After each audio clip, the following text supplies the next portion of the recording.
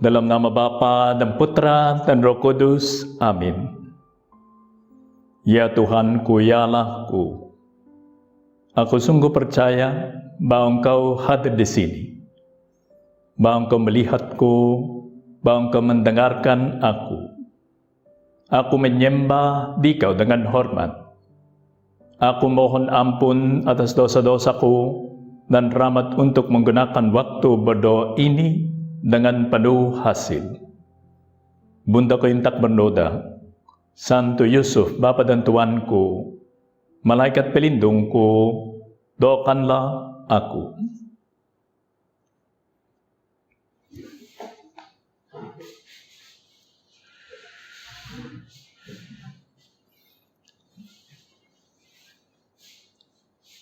Besok hari Minggu pertamanya masa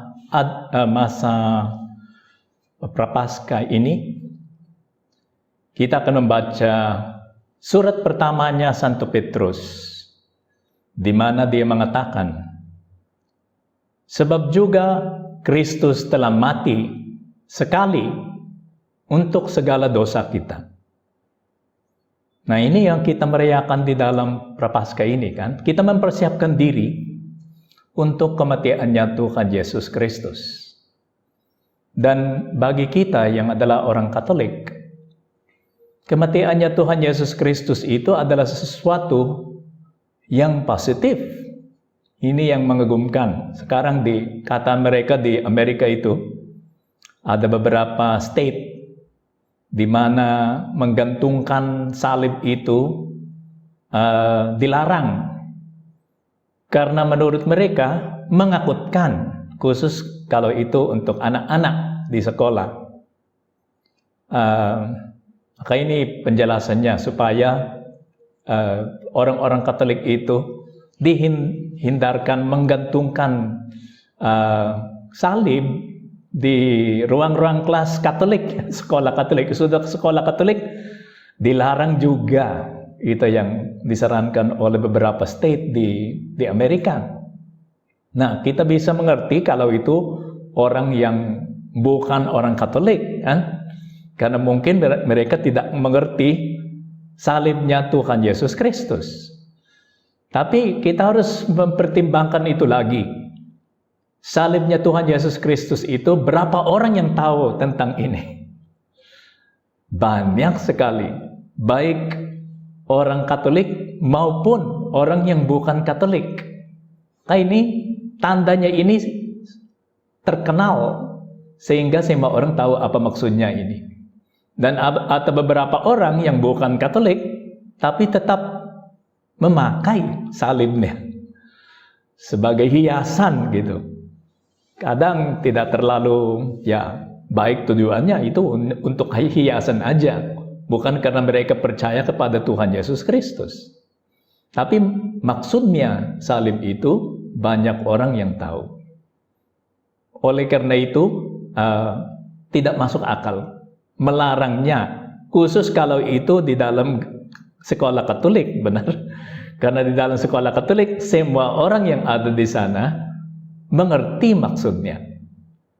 Saya masih ingat waktu saya di seminari, ada teman seminari itu yang orang pemikir dalam, seorang Spanyol. Dan suatu hari kami di perpustakaan, dan di perpustakaan itu ada salib besar yang ada di dindingnya. Dan sambil waktu kami studi di sana, saya melihat dia memandang salibnya secara lebih seperti merenungkan salib itu yang digantungkan di dinding perpustakaan itu. Karena saya terganggu dengan sikapnya seperti itu, saya tanya, kenapa kamu seperti itu kan? Kenapa memandang terus salibnya? Dan tiba-tiba dia mengatakan, karena dia seorang filsuf, katanya, sadarkah kamu bahwa kita menyembah orang yang dipaku di atas kayu salib? Oke, memang kalau saya tidak berpikir dalam seperti dia, saya akan mengatakan, ya memang kita menyembah orang yang tergantung di kayu salib. Memang. Tapi yang dia mau menunjukkan adalah, bukankah ini sesuatu yang aneh? Bukankah ini adalah sesuatu yang sulit dimengerti? Ya benar kan? Kenapa salib itu menjadi sesuatu yang positif? Dan orang lain mungkin yang tidak percaya kepada Tuhan Yesus Kristus tidak tahu. Tapi kita sendiri harus tahu. Dan oleh karena itu, tiap tahun kita merenungkannya.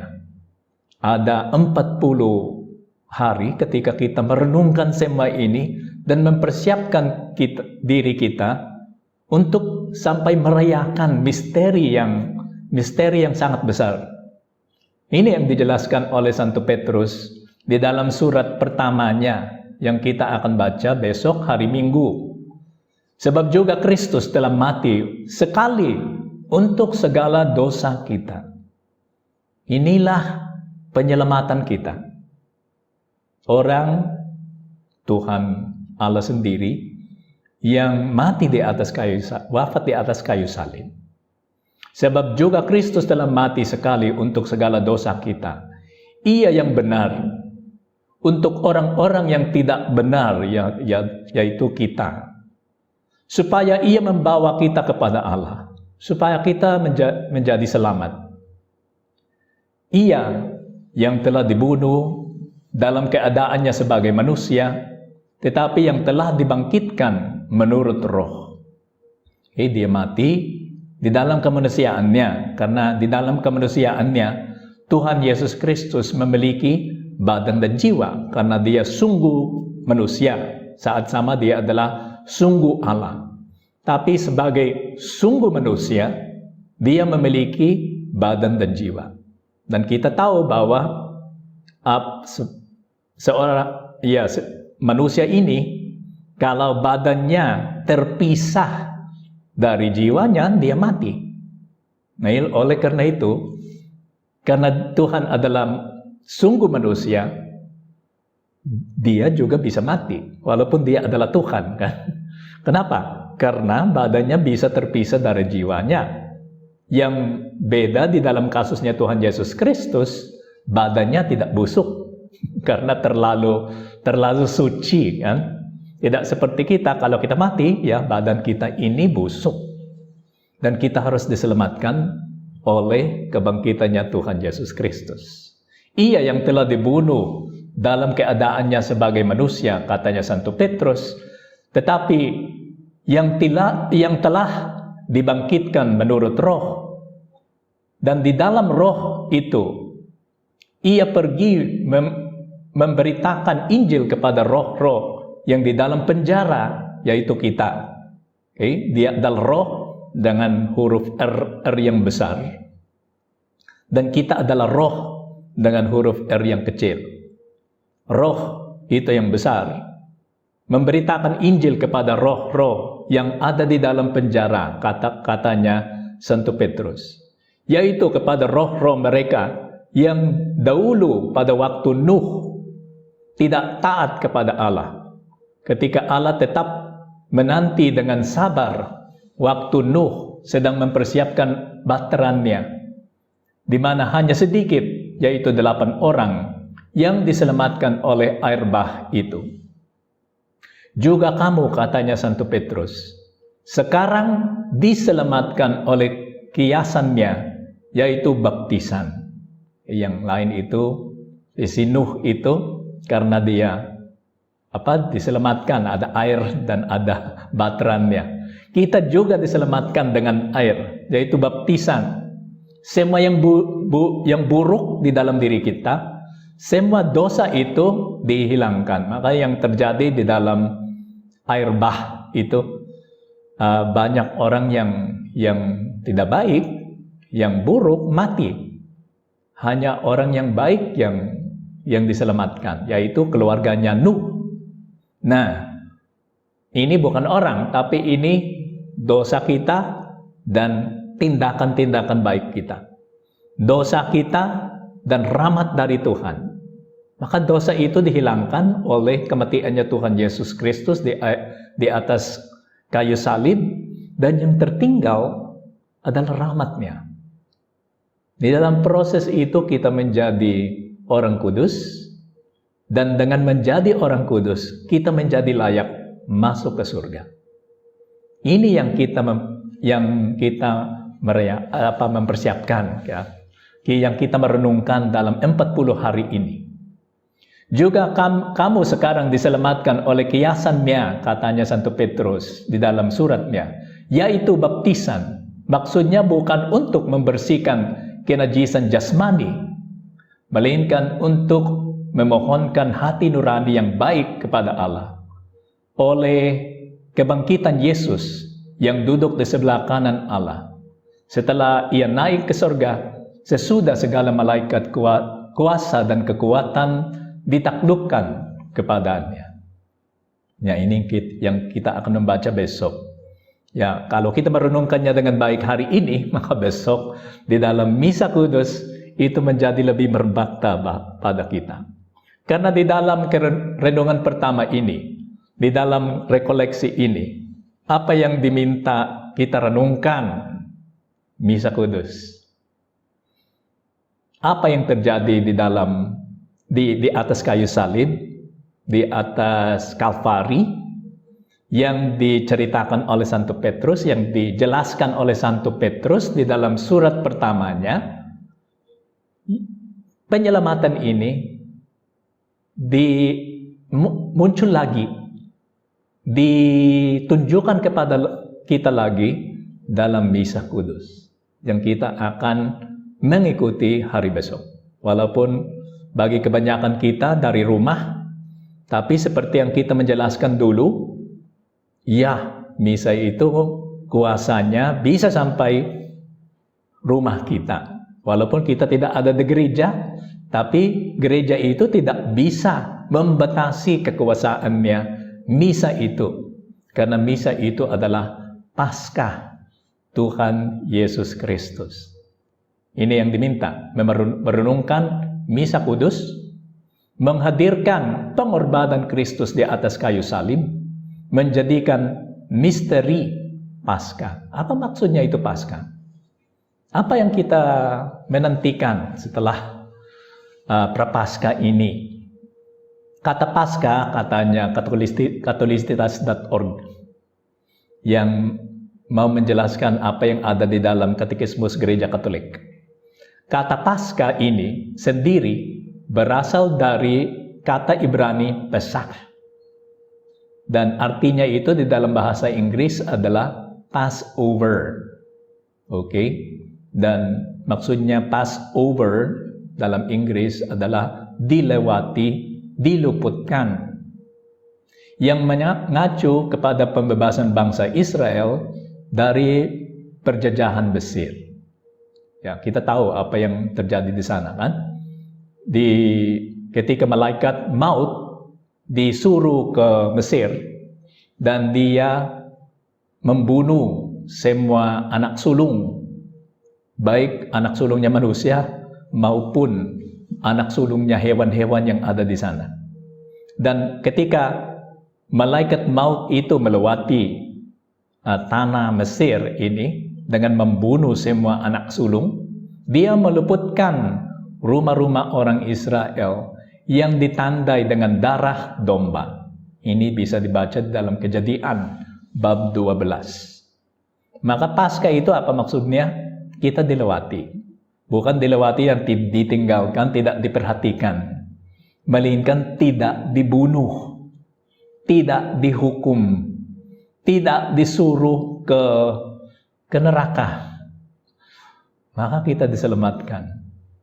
Dan bagaimana kita diselamatkan? Melalui salibnya Tuhan Yesus Kristus. Dan salibnya Tuhan Yesus Kristus itu apakah hanya ada di dinding? Apakah hanya digantungkan di dinding? Tidak. Lebih dahulu dia ada di dalam Misa Kudus. Penyalibannya Tuhan Yesus Kristus muncul lagi, menempatkan diri lagi di atas altar ketika kita meriakan misa. Dan itu pengulangan seperti itu, bukan mengulangi yang terjadi lagi. Hanya menempatkan diri lagi di atas altar, sudah dengan tanpa darahnya. Kalau ada darah itu secara mistik. Darahnya itu ada di dalam anggur yang menjadi darah Tuhan Yesus Kristus. Dan roti yang menjadi tubuhnya Tuhan Yesus Kristus.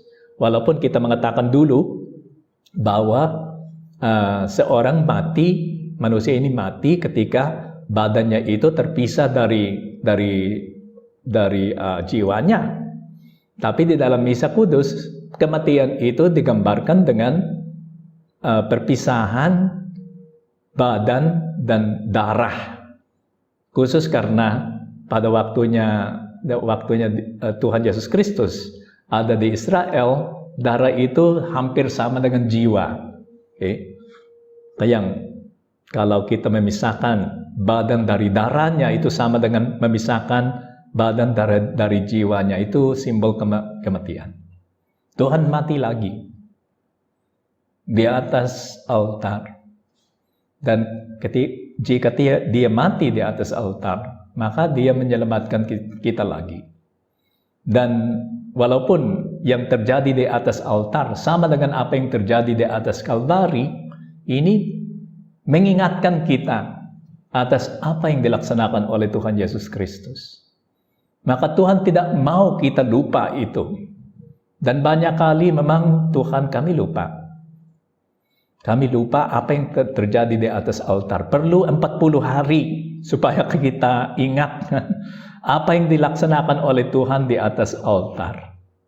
Misteri Paskah Kristus, katanya katolisitas.org, dengan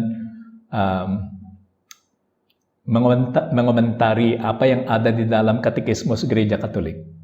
Misteri Paskah Kristus adalah puncak karya keselamatan Allah yang dicapai melalui sengsara, wafat, kebangkitan, dan kenaikan Kristus ke surga.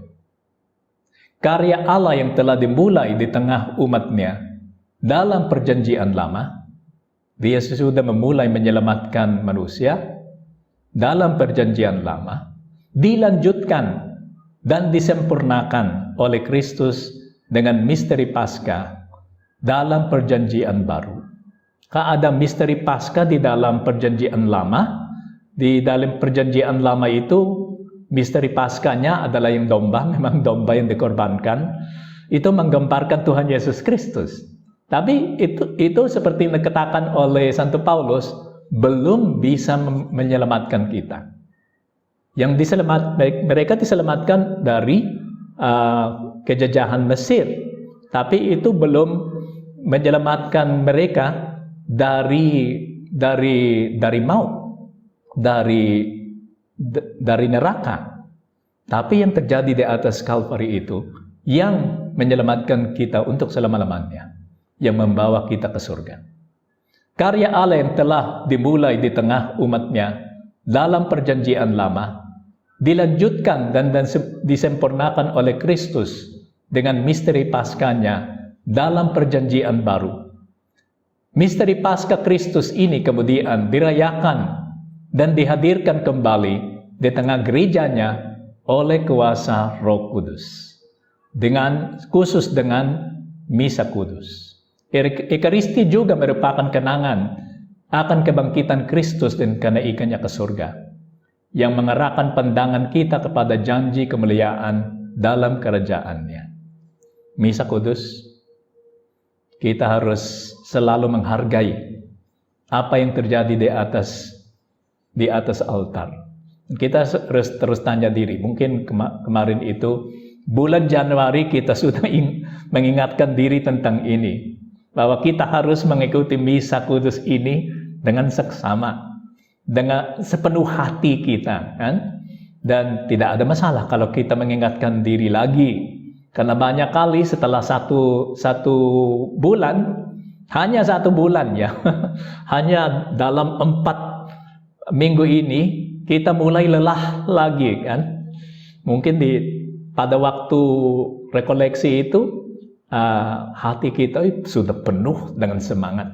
Kita bersemangat untuk mengikuti misa minggu dan orang-orang yang mengikuti misa harian, walaupun itu lewat internet, ya mulai bersemangat lagi. Tapi kita manusia yang lemah, Tuhan.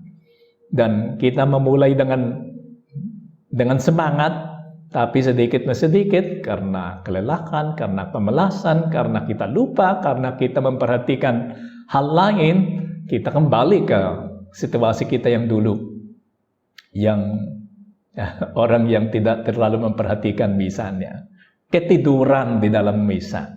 Ada cerita di dalam Kisah Para Rasul tentang seorang anak muda namanya Eutikus.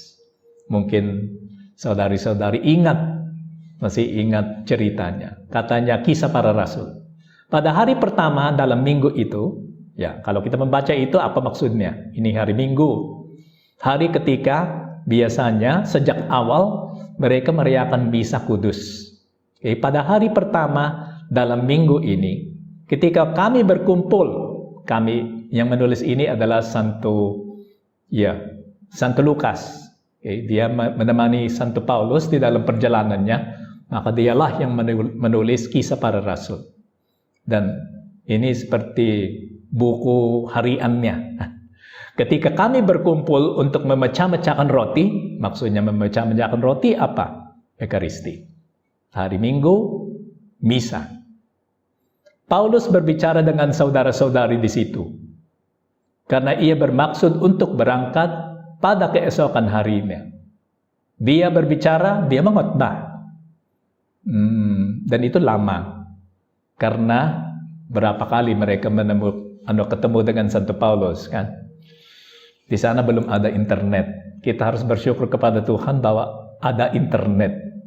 Bayangkanlah apa yang akan terjadi kalau tidak ada internet. Maka rekoleksi ini pun kita tidak bisa mengadakan, dan misa kudus yang lebih penting lagi kita tidak bisa mengikuti. Bisa diikuti, maksudnya kita bisa menerima hasilnya misa-misa itu. Tapi kita tidak akan melihatnya. Kita tidak akan mendengarkan si Romo yang merayakan misa ini. Dan kita harus bersyukur kepada Tuhan bahwa sudah ada internet, sehingga walaupun kita jauh, kita bisa menghadiri misa. Nah, ini beda daripada orang-orang Katolik di dalam gereja perdana. Santo Paulus itu datang, mereka bergembira terus. Wah, uskup kami itu datang untuk merayakan misa. Karena ia bermaksud untuk berangkat pada keesokan harinya, maka Paulus terus-menerus berbicara. Pembicaraan itu, katanya Santo Lukas di dalam Kisah Para Rasul, berlangsung sampai tengah malam. Kita hanya 30 menit, tapi Santo Paulus itu sampai tengah malam.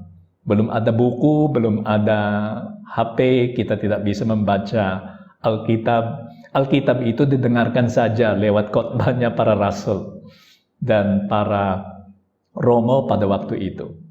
Dihargai oleh umat, sehingga sampai tengah malam mereka siap mendengarkan si Santo Paulus. Di ruang atas di mana kami berkumpul dinyalakan banyak lampu. Kenapa itu disebut oleh Santo Lukas? Oksigennya itu berkurang. Banyak orang di dalam satu ruang, banyak lampunya, oksigennya itu berkurang. Seorang muda bernama Eutikus duduk di jendela. Karena Paulus amat lama berbicara, orang muda itu tidak dapat menahan kantuknya. Akhirnya ia tertidur lelap, dan jatuh dari tingkat ketiga ke bawah. Pada waktu itu sudah ada gedung-gedung yang punya tiga lantai. Dari tingkat ketiga ke bawah. Ketika ia diangkat orang, ia sudah mati. Nah, ini sesuatu yang sangat sedih. Mereka senang sekali bahwa Santo Paulus itu ada, mereka bisa merayakan misa, bisa menyambut komuni, bisa mendengarkan ajarannya Tuhan Yesus Kristus, tapi ada orang yang mati. Dan orang muda seperti ini. Tetapi Paulus turun ke bawah. Ia merebahkan diri ke atas orang muda itu, mendekapnya dan berkata, "Jangan ribut, sebab ia masih hidup, walaupun yang lain itu tahu bahwa dia sudah mati." Setelah kembali ke ruang atas, Paulus memecah-mecahkan roti, lalu makan. Dia menyelesaikan misa. Habis makan, masih lama lagi ia berbicara, mengajar lagi, sampai fajar menyingsing. Kemudian ia berangkat. Sementara itu, mereka mengantarkan orang muda itu hidup ke rumahnya. Dia hidup. Dibangkitkan oleh Santo Paulus. Dan mereka semua merasa sangat terhibur dengan kejadian ini. Oke, mungkin kita tidak tertidur seperti Eutikus. Atau memang bisa tertidur karena kita di rumah dan kita tergoda untuk berbaring sambil mengikuti misa. Bisa saja ada. Oleh karena itu disarankan tolong ke ruang yang layak, diatur semuanya supaya sikap kita itu seperti sikap kita di dalam gereja, pakaian kita itu seperti yang kita pakai kalau kita ikut misa di gereja, dan semua yang kita melaksanakan seperti di gereja. Itu yang disarankan oleh gereja pada kita, supaya kita tidak tertidur. Ini yang fisikal. Tapi yang lebih penting lagi adalah ketiduran di dalam jiwa kita. Ketiduran jiwa, ketiduran sikap kita terhadap Tuhan Allah. Kita diselamatkan di dalam misa kudus itu. Maka jangan tertidur. Khusus jangan terganggu oleh pikiran-pikiran lain. Pikiran kita harus mempersembahkan kepada Tuhan pada waktu misa itu. Dan juga itu sangat membantu kita. Karena demikian, kalau pikiran kita itu diarahkan kepada misa, semua rahmat, semua penjelasan yang disampaikan kepada kita lewat misa ini kita terima. Karena hanya orang sadar, orang yang memperhatikan misa itu, yang bisa menerima semua rahmat, semua penjelasan, semua penghiburan yang diberikan misa kepada kita. Marilah kita pergi kepada Bunda Maria. Bunda Maria, bantulah kami supaya kami selalu menghargai misa ini. Dan semoga kami selalu sadar atas kekuasaan misa itu, supaya kami bisa menerima rahmat-Nya dengan baik.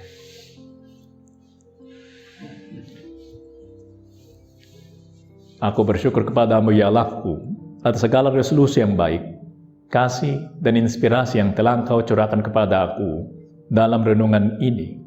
Aku mohon pertolongan-Mu untuk melaksanakannya. Bunda Kaintak Bernoda, Santo Yusuf, Bapa dan Tuanku, Malaikat pelindungku, doakanlah aku. Dalam nama Bapa dan Putra dan Roh Kudus.